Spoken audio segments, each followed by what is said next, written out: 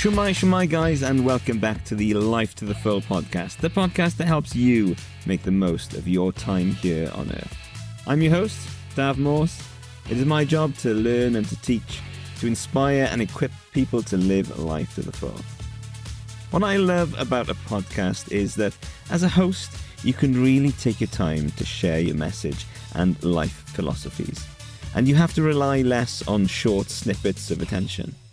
And as a listener, you can get to know a host and start to see the way they think about topics broadly and see things from multiple angles and not have to rely on a single point of contact.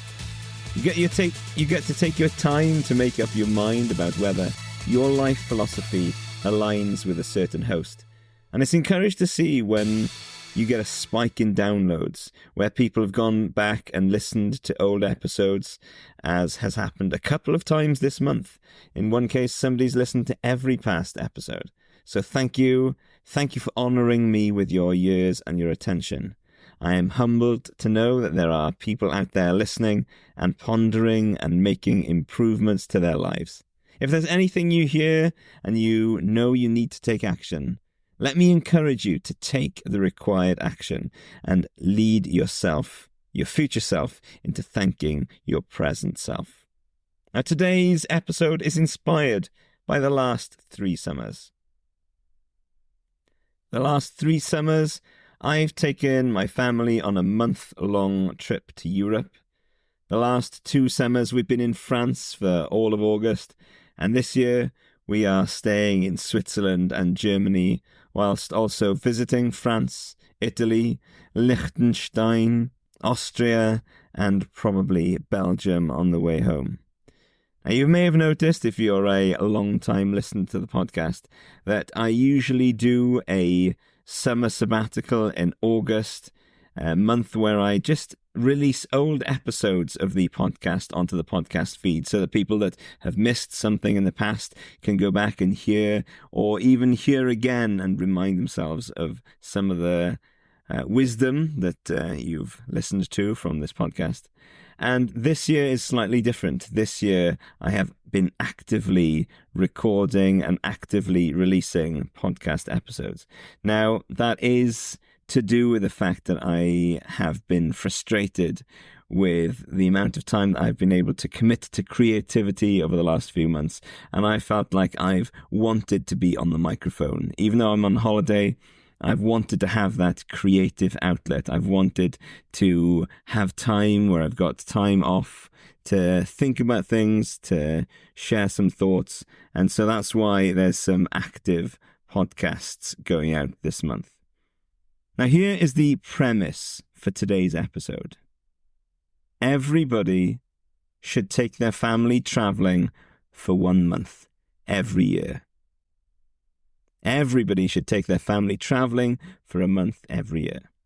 I'm going to start with why it's a good idea and then go into how to make it work, deal with some of the objections that you may have, and see if you can fit it in. See if you can take steps to make sure that it's something that you can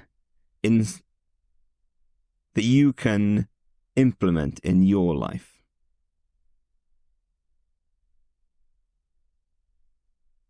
So let's start with the benefits of 1 month of travel. First of all, of course, the benefits are to unplug and to recharge. I can't exactly remember where I heard this quote, but it's something that's stuck with me. It was, I'm pretty sure, in a book by a pastor of a church. And I've looked up the quote, and apparently lots of people have said similar things. I think JP Morgan said something similar. But it's along this line. I can do my year's work in 11 months, but I can't do it in 12. I can do my year's work in 11 months, but I can't do it in 12. Now, what that spoke to me immediately was, you need some downtime. You need some rest time. You can definitely fit all of your work into 11 months, and that leaves 1 month in which you can stop your work, rest, recharge, and when you come back, you take on a new level of motivation for your work. I know some people have scratched their heads a little bit at that and thought, what do you mean you can't do your year's worth of work in 12 months? Of course you can. That is a year. But of course, you can't be effective if you are constantly on the go. You can't be effective if you're working for 12 months straight. So the first thing is take a month off to recharge those batteries, to unplug from work, to unplug from normal life, and to just relax and enjoy things. Now, a lot of my work comes through the months of May through July. So August works really well for me, and is also the added benefit that the kids are off school. So August is the ideal month for us to go traveling as a family, but it doesn't have to be for you. If you can fit it in somewhere else, and we'll get to that later, then that is absolutely great. Next thing is you can create shared experiences. For many of us who send our kids to school, time is short with our kids. During the school year, during the school week, it can feel like we're just setting them off to school. We're doing our thing. We're going to our work. And you might get an hour or two if you're lucky in the evening. You might get the weekends as well with your kids. But time is short. They grow up so fast. I haven't read the book, I've got to be honest. The book, 18 Summers. But the concept is this. You have, from when your child is born till when they leave home to go to university or wherever they go, you've probably got about 18 summers. And the idea is that you need to make the most of every single one of those 18 summers. You don't want to look back when your kids have left home and thought, I wish I'd spent more time with my kids. I wish I'd gone on more holidays. I wish I'd made more family connections. I wish I'd made more of that time. You don't want to have that regret when your kids are 18. So take this time to create shared experiences together. Next thing is a family culture. Now, I just listened to not family culture. The next thing is to get some culture, different cultures. Now, I've just listened to an episode of Moral Maze on the morality of tourism. Some people saying that tourism is just generally immoral. We go and we take our values with us to other places. We impose them on other places.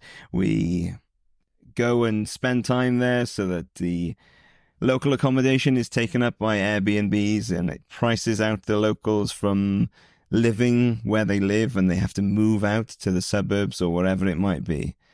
But the general takeaway that I took from that podcast episode is, when you go as a tourist, you don't go to impose your own culture on the place you're visiting, but rather you go to share in the culture of that place. And that is so much easier to do if you go for a longer time rather than a shorter time. I remember a time where we were in Orvigno, which you've probably never heard of. I had never heard of it. But it was a little town about 60 kilometers from Rome. And I say town, it's probably closer to a village. It was up the mountain. It was about 40 minutes drive to the nearest supermarket.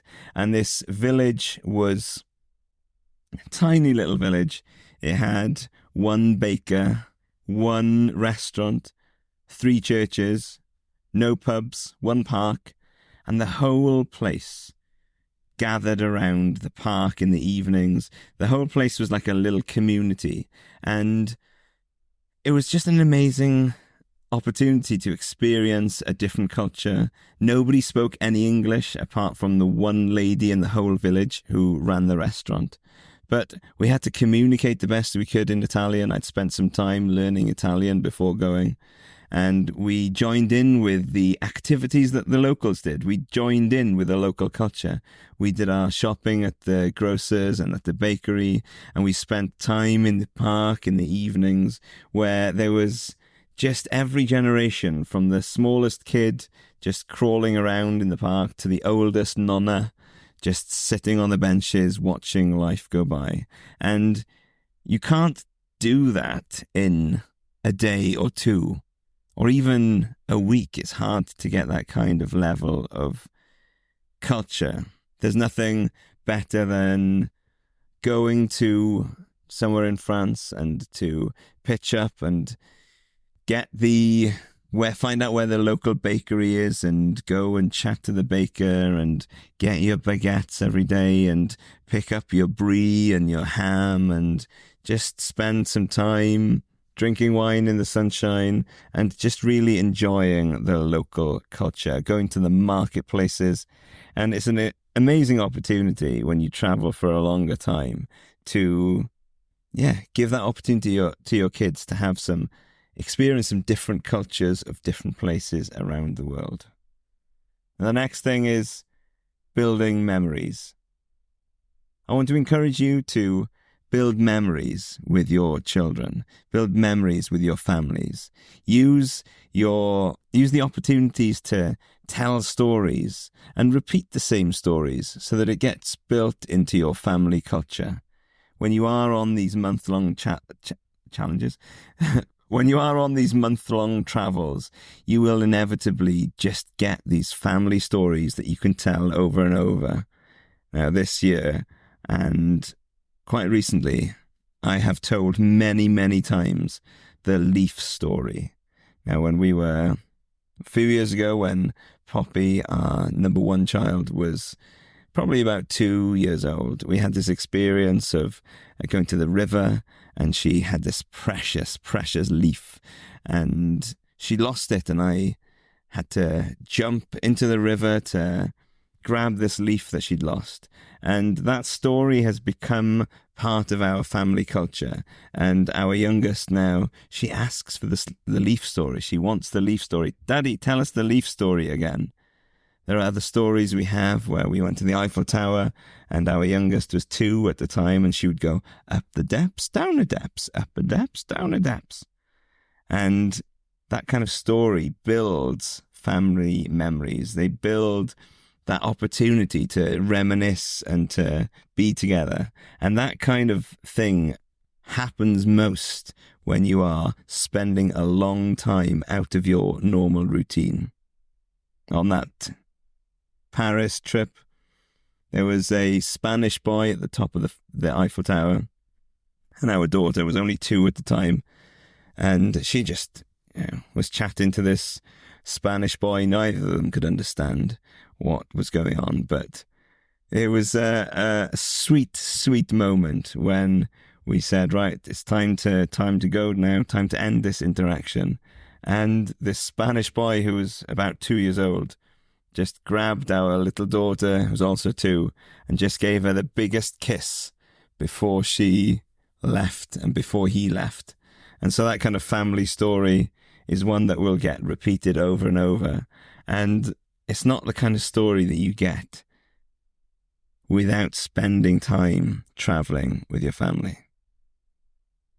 We want to build a family culture and a family that kids want to come back to when they've left home. So when you've had your 18 summers, they grow off and they start making their own lives, having their own families. You want to have a family culture which is encouraging them to come back. Another reason it's a great idea to spend a month traveling with your family is it's an incredible opportunity for your brain to focus on something other than work. Your whole goal and focus can be enjoying the summer or enjoying your trip, enjoying your month, and fully experiencing every day. I love weekend breaks. I love week-long holidays, but they go by so quickly. You hardly have time to switch off and to switch into relax mode before you're on the way back home again. And so having that extended period is incredibly beneficial for your brain, for your enthusiasm for work when it comes back to going back to work as well. It opens your brain up to opportunities for creativity. Without the pressures of day-to-day life, without the pressure of, oh, I've only got a week of holiday, I need to make the most of this, and having the stress of preparing before you go and dealing with all the emails that have come in whilst you're away when you go back. Having that opportunity for your brain to be creative can unlock areas of your life that you didn't even realize that need unlocking. You can address things like family culture. You can address things like long-term goals. Am I designing my life in a way that I am happy with? Am I designing my life in a way that is most satisfying? And so having that extra time, that longer period to just consider these things is vitally, vitally important. So there are some of the reasons why I am convinced that everybody should take their family on a month-long holiday. So how can you actually manage this? If you've listened this far and you think, yes, that is great, I'd love to be able to do that, but I don't think I can. I can't fit a month holiday in. I haven't got the lifestyle that enables that. Then this section will hopefully answer some of those and maybe start to get your brain to think in a different way. So there are any number of ways of making this happen. I can't possibly give you every single way you could do this for yourself. I'll share a single story from a recent encounter to get your brain in gear, and then we'll go into a few more principles after that. It's not quite the story that you're after, but hopefully you can take it and adapt it, and it'll start you thinking in a certain direction, and you can take it wherever you like, whatever suits you, you can take it. Then we'll get to some principles that will help you and maybe spark some more creativity so that you can make traveling with your family a month every year a realistic possibility. At the beginning of this trip, we were in Dover in the car park, ready to get on the ferry. And we were in a queue. You know how it is. You're just there, engine off, thinking, right, we're in the queue to get on the ferry. And I got out of the car, just started chatting to some guy who was next to us in the queue. And he had a massive, and I'm talking huge, RV.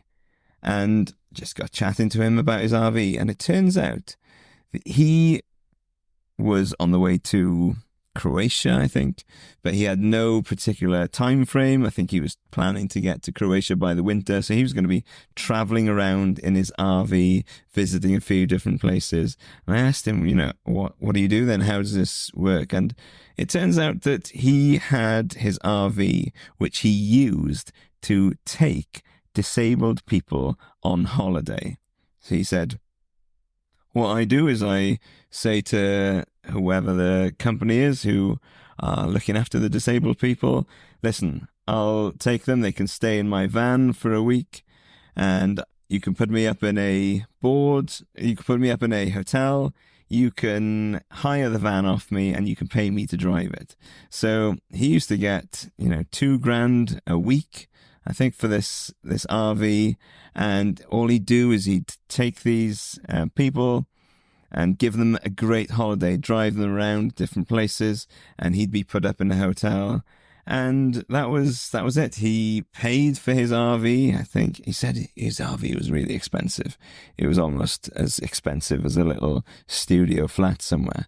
But he said he paid for his RV by using it as an asset. And I think that's a great mindset to get into, using your asset, using your whatever you have as an asset. Use your things as a way of funding your lifestyle, as a way of making money.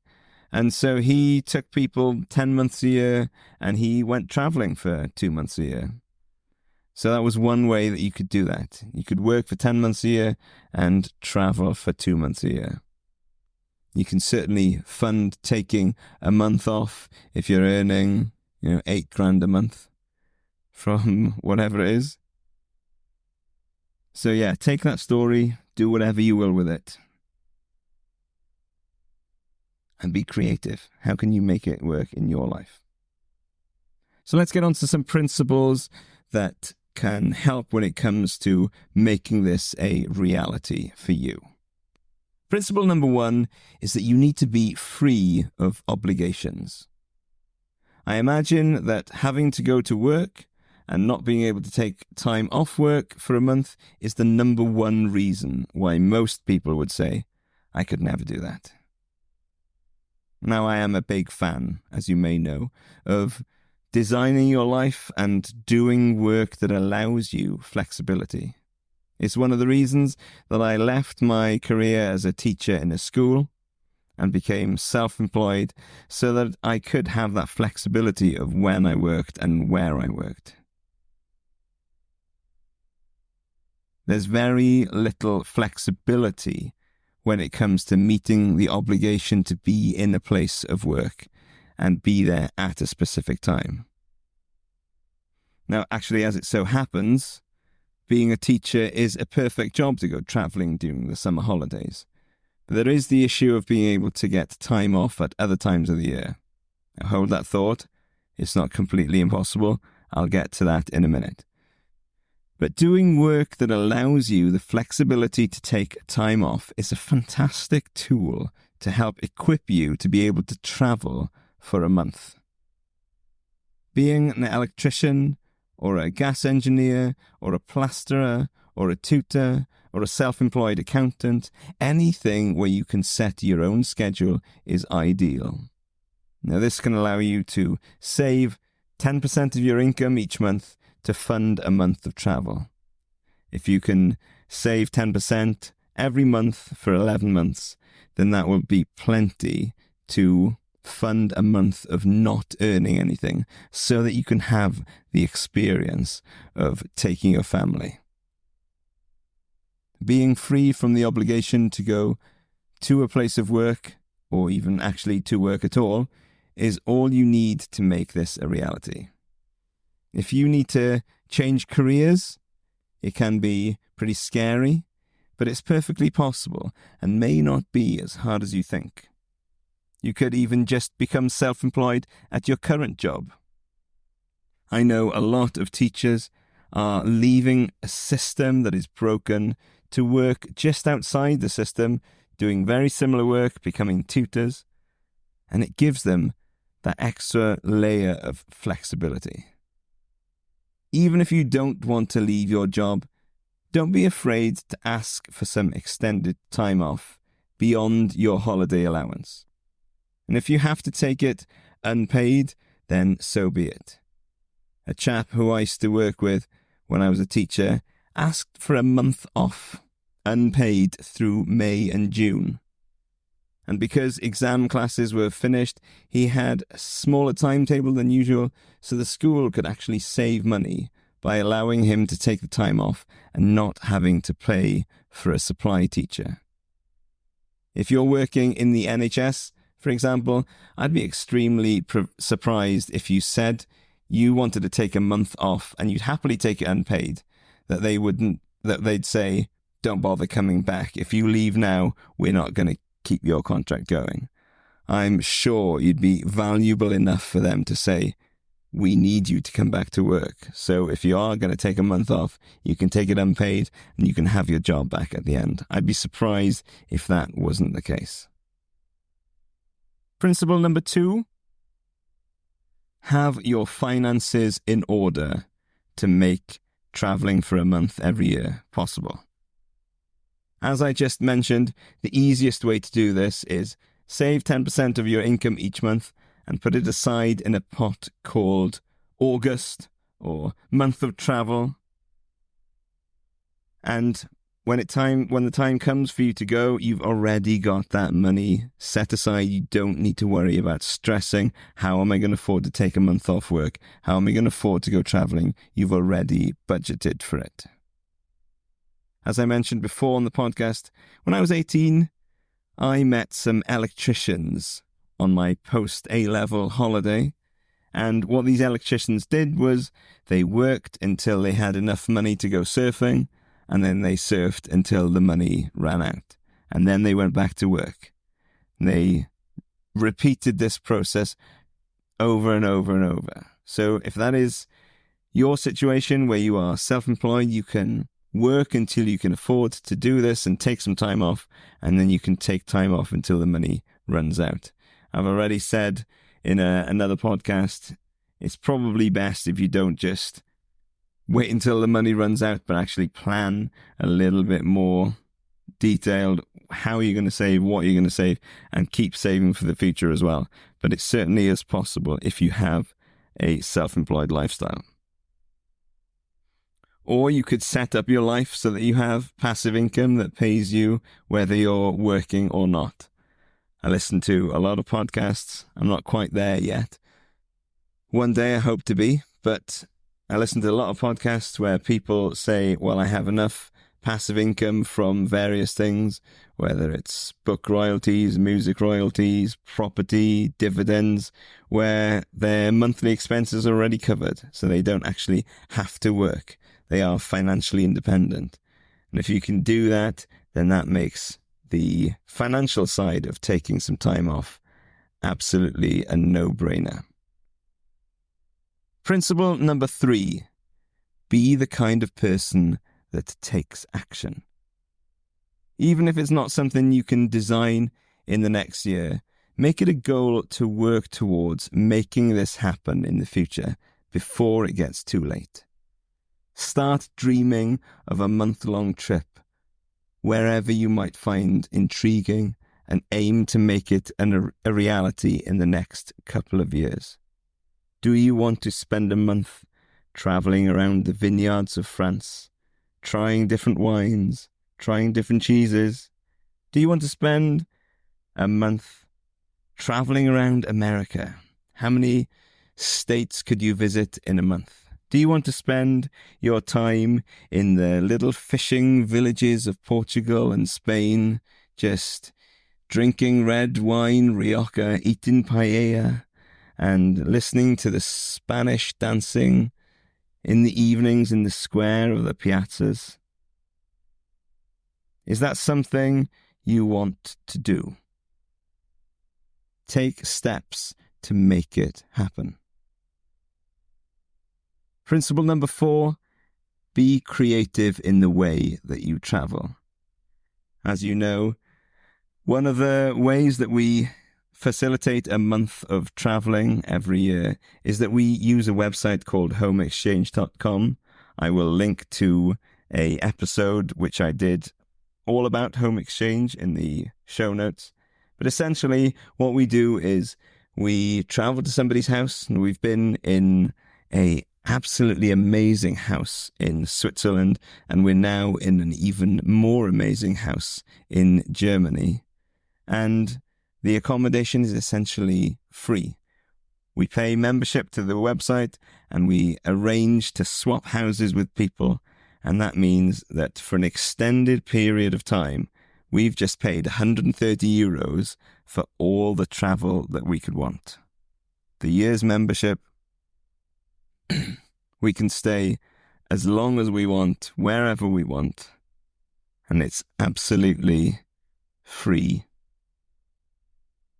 I would encourage you to look into home exchanging as a way of traveling for an extended period. Something that I don't have any first-hand experience of, but camper vanning. So you could travel around in a camper van, and you could spend a month to keep your costs down, driving around from place to place. You don't need to worry about where you're going to stay. All you've got to do is you just pull over to the side of the road, and there you are. You've got your bed, you've got your cooking facilities all ready to go wherever you are. That is another way that you could be creative and travel for an extended period without having to get an Airbnb or a hotel. You can travel for cheap if you are creative. When we looked into getting an Airbnb last summer for a little time, it was something like £6,000 for 10 nights, which I thought was extortionate for just accommodation when we can either travel in a van or do home exchange. Another thing I am looking into potentially doing with maybe one of my daughters is WWOOFing, which stands for Worldwide Opportunities on Organic Farms. And the idea is you travel to different organic farms across the world and you spend the week there working. It's likely to be, hard work. It's likely to be something that you have to be physically able to do. It's not something that you might want to do for the entire time, although you may, but it does give you an opportunity to have board and food already paid for in exchange for working on the farms. And it means that you can often be welcomed into families. You can experience family life. What is it actually like? What is it actually like to live in a place? What is it actually like to be a local in some of these places? One of the things about being flexible and creative is if your kids are in school, you can take them out of school, take them traveling for a month. Or you might want to consider homeschooling. It's something that I have considered, and certainly would consider more seriously if I wasn't sending my kids to Welsh school, and I appreciate the culture and the experience that being in a Welsh language school offers. I'd certainly be considering homeschooling so that school wasn't a deciding factor in whether I could take my children traveling or not. Certainly something to consider.